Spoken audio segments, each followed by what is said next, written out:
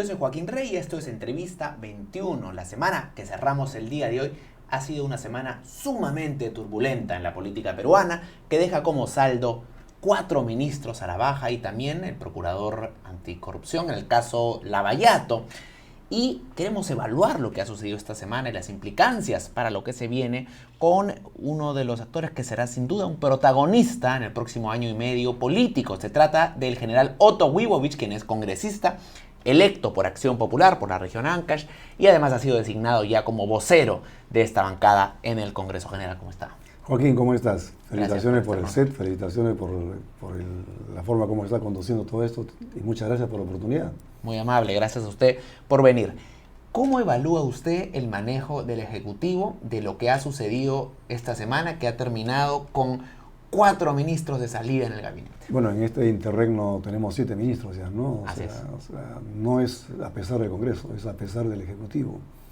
Entonces, yo tipifico esto como una pequeña crisis en el marco de una gran crisis, ¿no? Porque ya el Ejecutivo que tenemos el día de hoy es derivado de una crisis mayor que terminó con Pedro Pablo Kuczynski fuera de la presidencia. Y también el Congreso que está recientemente elegido es derivado de otra crisis, la crisis con el Congreso. Entonces el Perú está viviendo un proceso muy turbulento, con mucha fricción, que creo que tenemos que pararlo. Hay que pararlo porque esto tiene implicancias directas sobre la economía, directo sobre la parte social. Y al final, ¿quién es el pagano? ¿Quién sufre todas las consecuencias? La gente desposeída, la gente que está esperando que el Estado se ponga a trabajar de manera seria y responsable. Tenemos una clase política que en los últimos 20 años ha fallado. Posiblemente más, ¿no? Pero en los últimos 20 años, que es cuando hemos empezado a crecer de verdad y hemos tenido recursos a la mano, no hemos dado la talla. Por eso yo creo, como conversábamos en el interín, yo sí creo en la renovación de la política. No creo en la reelección. Hay que renovar. Es tiempo de renovar. Y empecemos a construir una nueva clase política, pero entendiendo esa clase política como esa minoría capaz de gobernar a la mayoría, ¿no? Capaz de entender los problemas de la mayoría, pero tomar las decisiones adecuadas. Y capaz también de entender que la democracia es diálogo, y no contubernio, pero diálogo y más diálogo. Y tenemos que encontrar las soluciones ahí que el pueblo está esperando. Ahora, califica usted a esta como una pequeña crisis dentro de una gran crisis, pero algo que se cuestiona al Ejecutivo es que pareciera que se crea sus propias crisis, porque ahora incluso sin Congreso ha perdido, como usted ha señalado, durante este interregno ya son 7 ministros, 7 ministros en este proceso. ¿Esto denota debilidad del Ejecutivo? Yo creo que en la mañana escuché algo que me parecía bastante acertado. Estas reuniones podrían haber sido de manera transparente, anunciadas inclusive, y habrían tenido la legitimidad para hacerse. Porque sí creo que tienen que conversar, pues. Aun cuando creo que las negociaciones con una mafia no deberían haberse dado. El país, creo, desde el decreto 003 empezó mal este proceso. Y dicho sea de paso, aprovecho para mencionar, cuando se hizo los cálculos iniciales del impacto que iba a tener el proceso Lavallato dentro del PBI, se estimaba 1 o 2 puntos de decrecimiento, o sea, de pérdida de crecimiento del PBI. Eso no lo hemos evaluado y no le hemos pasado el pasivo a nadie. O sea, eso queda para nosotros como un pasivo peruano. Nadie va a pagar eso, ese costo social, ese costo en desempleo. Entonces estamos viviendo, creo yo, el exceso de compartimentaje, el exceso de confidencialidad no ha permitido que los fiscales y otras instancias del Estado puedan elaborar una estrategia adecuada. Ha habido mucho celo, ¿no? Y me acuerdo que el anterior Congreso pidió información a los fiscales y se la negaron.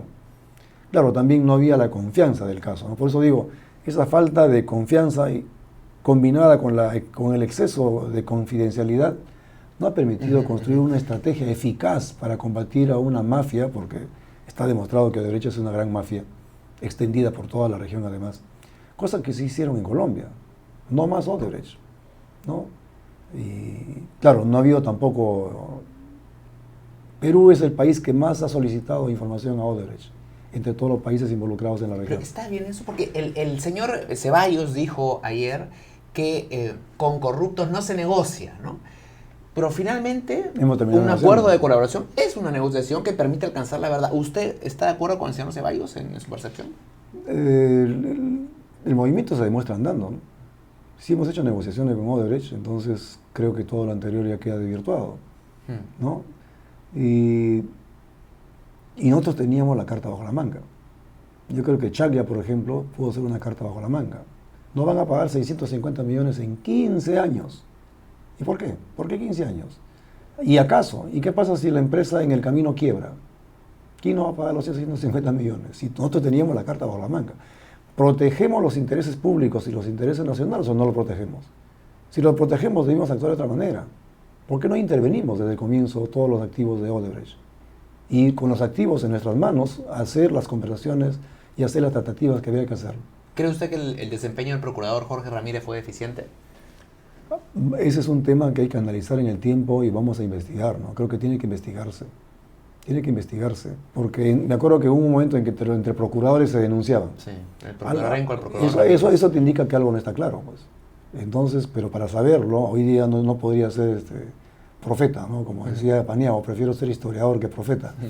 Pero creo sí que hay que investigar. Pero haber buscado una reunión con la otra parte, con Odebrecht, puede ser entendido como una acción normal dentro del proceso de defender los intereses patrimoniales del Estado. Entendible en el marco del caso del gasoducto sur, que sabemos que es un proceso que está plagado de corrupción y que falta todavía ver las responsabilidades. Claro, ellos tienen activos por rescatar y activos que podría después el Estado tener que asumir. Entonces las conversaciones podrían haber sido hasta viables, pero quizá un poco más de transparencia, ¿no? Y que la ministra no diga, oye, yo no sabía nada, y de otro diga, no, el premier lo sabía, no, el presidente sabía.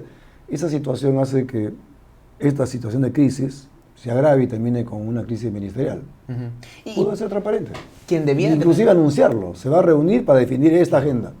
Y terminaban con el tema. ¿Cuál es la responsabilidad del señor Ceballos en esta falta de transparencia o descoordinación evidente que usted ha señalado?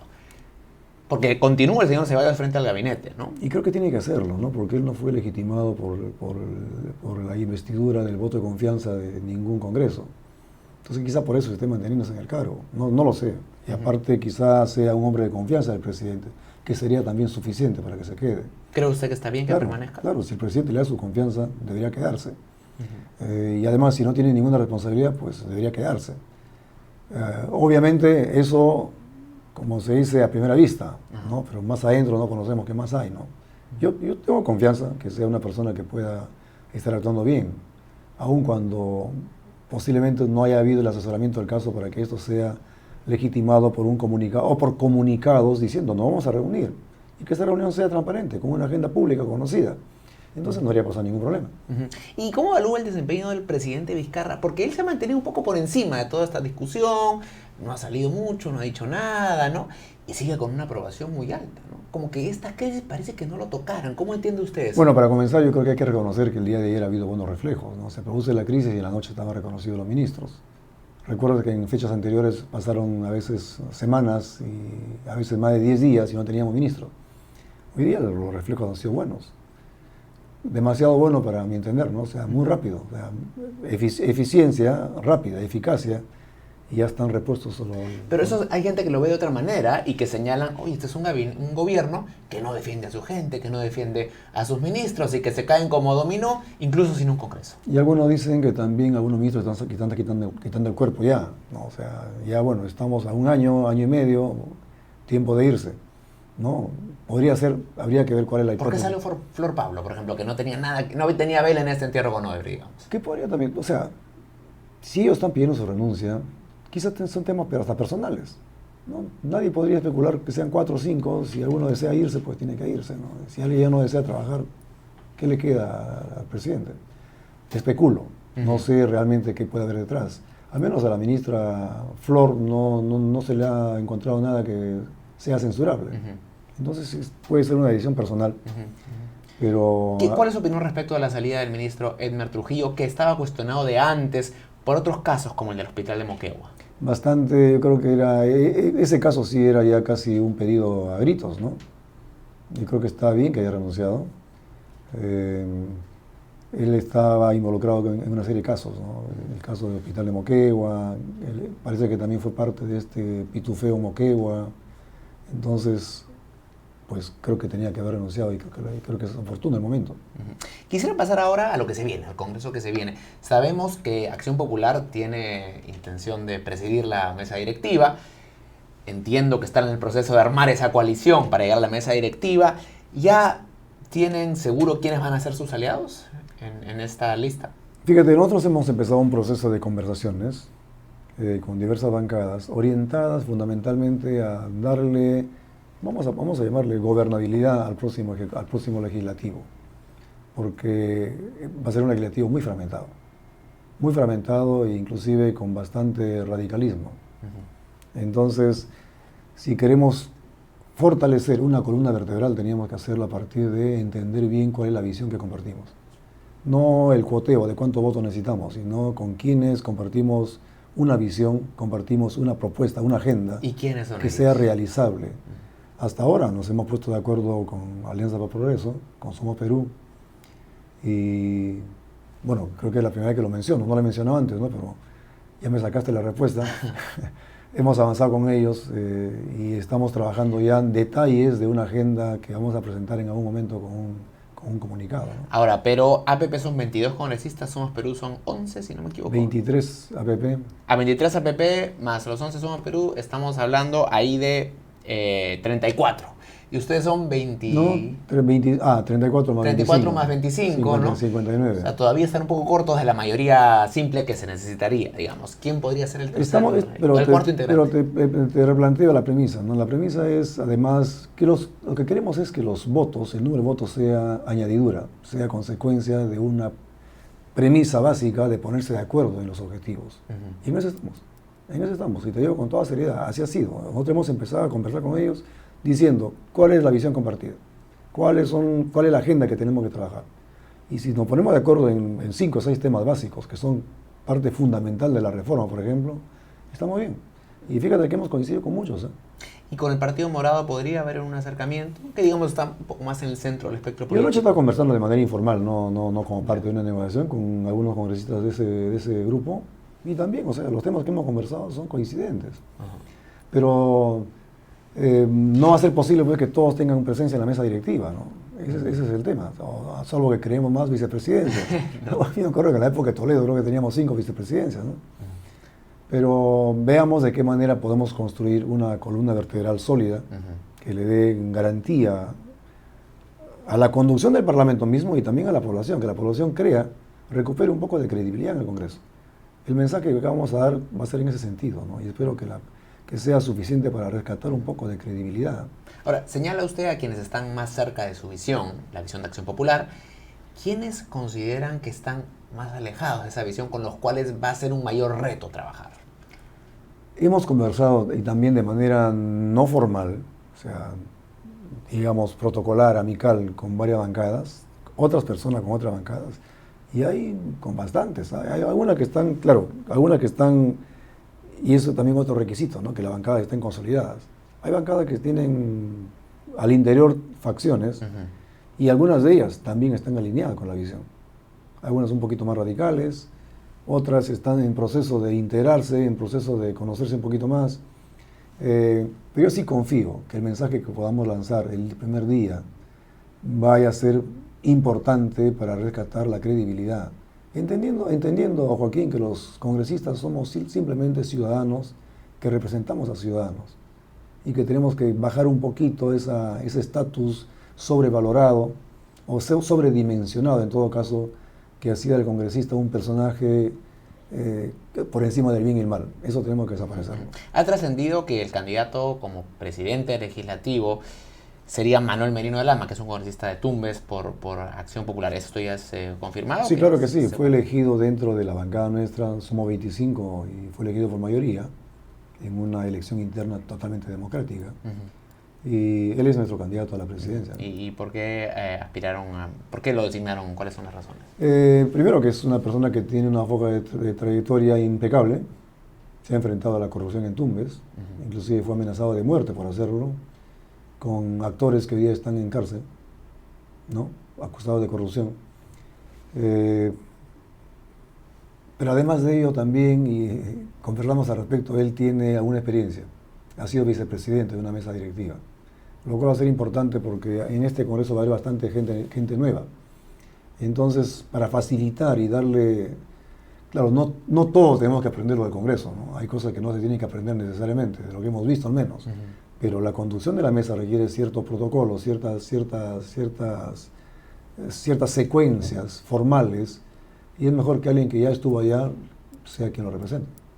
Durante la campaña, usted lo sabe, algunos críticos acusaron a Acción Popular de haber sido, en el Congreso anterior, un aliado en ciertos momentos del fujimorismo. ¿Cómo vislumbra usted la relación entre AP y Fuerza Popular en este nuevo Congreso?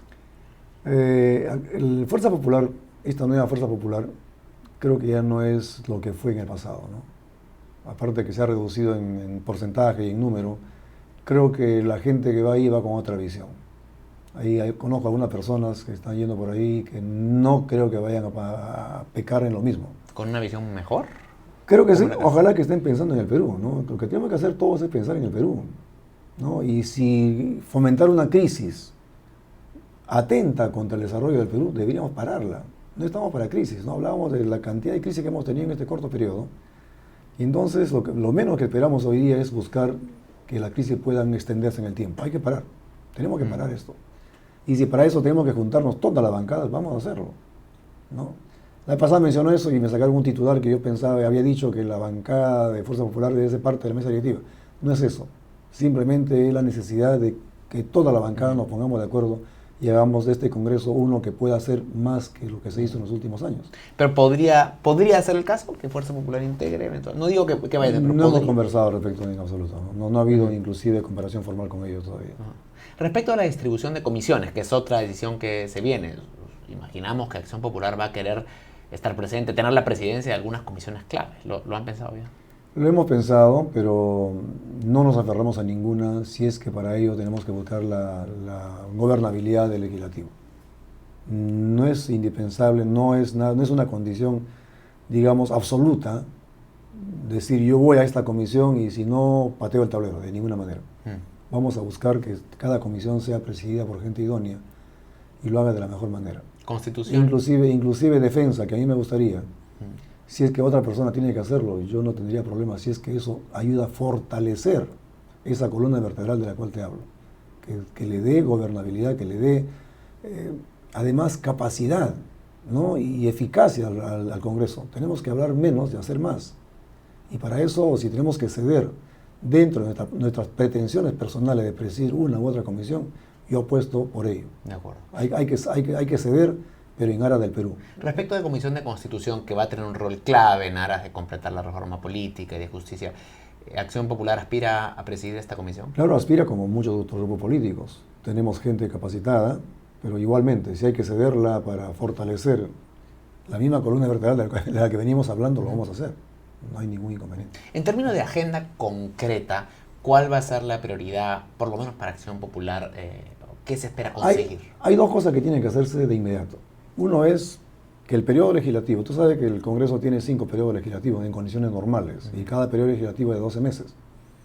Nosotros queremos que este periodo legislativo, por un caso excepcional, dure el tiempo que dura nuestro mandato, que pueden ser 15 meses o 14 según la OMP termine. Yo creo que eso es fundamental. Con eso vamos a ganar tiempo, con eso vamos a evitar elecciones de mesas directivas, elecciones de comisiones, y eso es tiempo. Eso consume mucho tiempo. Podríamos hacer una medida transitoria que nos permita irnos de un solo jalón hasta el último mes. Con una sola mesa directiva. Ganaríamos tiempo. Y el mensaje sería positivo, porque vamos a trabajar más y queremos sacar más leyes, no solamente cantidad de leyes, sino calidad de leyes. Y el segundo creo que es un imperativo, y en lo que hemos conversado con otros grupos coincidimos. Tú sabes que cualquier modificación a la ley electoral en el último año no aplica para la siguiente elección. Y queremos que ese plazo de un año se reduzca a 6 meses, lo cual nos daría una elasticidad para trabajar bien las reformas políticas y que se apliquen de inmediato en el siguiente proceso electoral. Si vamos a pensar aplicarlo en el 2026, estamos perdiendo oportunidades. Ojo, que estamos a pie de entrar al tercer centenio de vida independiente. Y yo quiero que entremos a paso firme al tercer centenio. Y para eso se requiere que estas reformas políticas apliquen en 2021. Y en eso también hemos coincidido. O sea, pensamos que eso puede darnos la posibilidad de hacer un gran trabajo en el Congreso. Hablemos de Acción Popular.